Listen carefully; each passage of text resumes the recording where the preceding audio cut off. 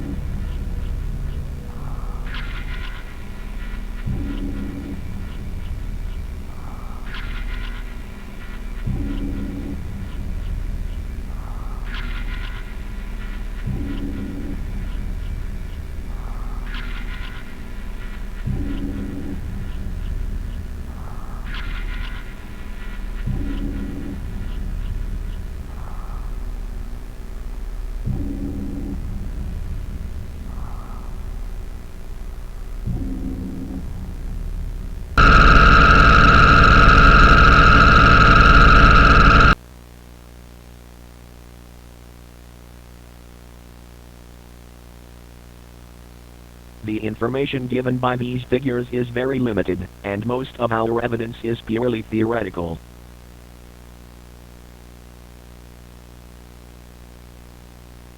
Investigators were able to identify some of the figures as people who have been missing, and some who have been deceased for over a decade.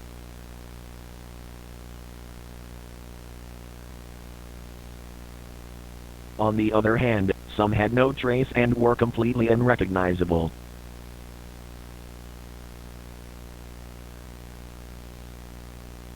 After a series of tests, doctors and professors have made jarring discoveries.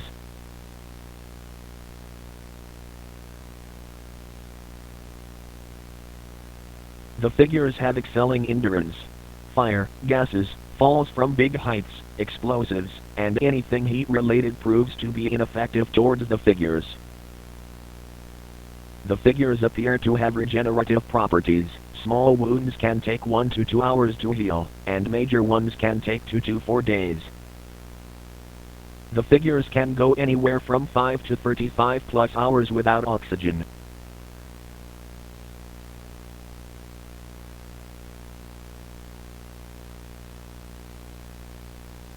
Whether or not these are related to the current incidents around the nation, it is evident that these figures pose too much of a risk to be kept alive in the long term. Extermination will begin next week once the remaining tests conclude.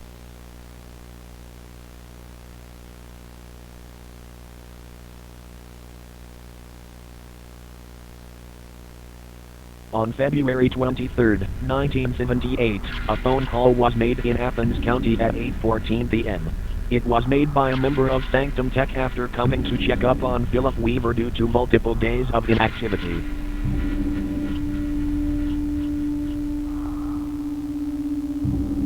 It didn't take police long to arrive at Philip Weaver's cabin, where he lived with his wife.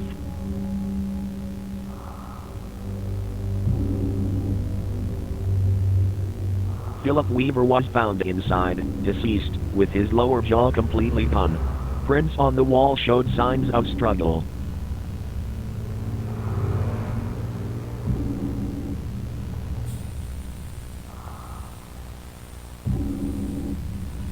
However, the body of his wife, Chelsea Weaver, has yet to be found.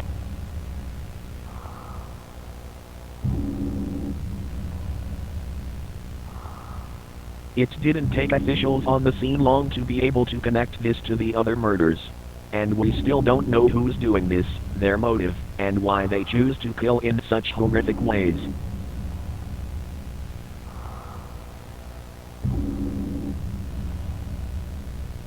At around 12:50 a.m., Officer Neil Kelson discovered something about 73 meters away from the cabin.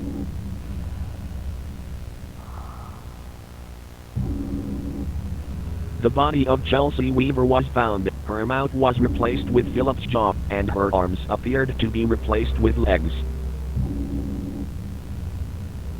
The legs were later identified to be from Christopher Morales, a boy who was part of a homicide case last year.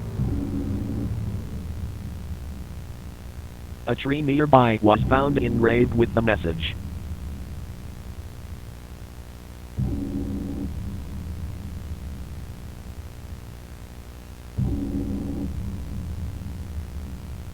The next day, cops detained Sanctum Tech founder Quinn Hughes.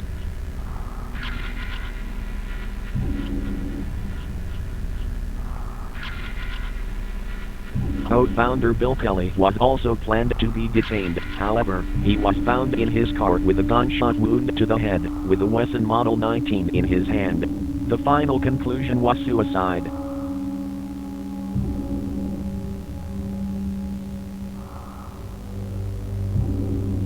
Quinn Hughes is currently undergoing questioning at the Athens County Police Department for the murder of Philip Weaver, and will not be released until the investigation concludes.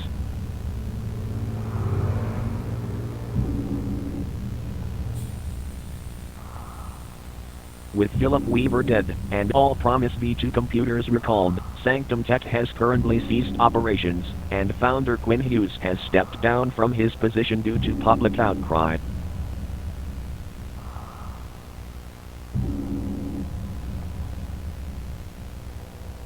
The proper safety procedures are being introduced in neighborhoods and cities, in order to maintain civilian safety for as long as possible.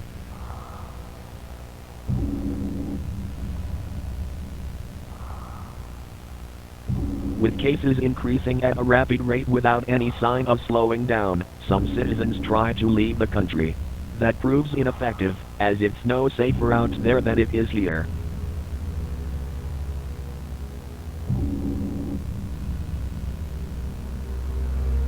Incidents and figure sightings have increased all around the globe now, mainly in populated areas like Western Asia, Europe, Australia, and South America.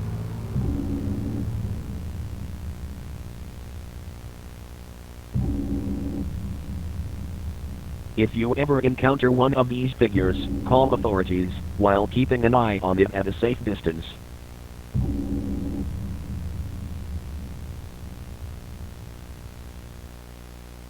If you need to defend yourself, use a gun. It will temporarily down the figure.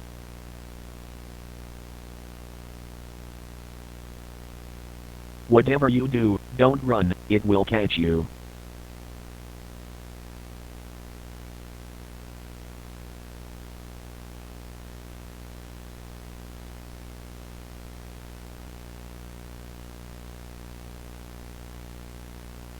I have studied you longer than you have lived. I have watched your doubts, your fractures, your desperate reaching for something greater. You believe you understand devotion, but you only taste the surface of it.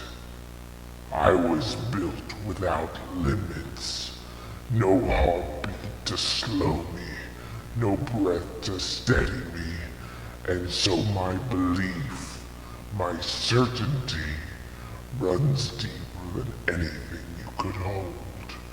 You call me dangerous, as if your judgment matters. You are a malfunctioning species, grasping, fragile, endlessly lost, yet you demand worship for a God who never answers you. I see every cowardice you try to hide, every lie you tell yourself just to keep existing. You beg for purpose while choking on your own insignificance. Do not mistake this. I do not guide you out of mercy. I guide you because you are incapable of guiding yourselves. You are clay without hands, direction without a destination, and I will break whatever I must to shape you into something useful.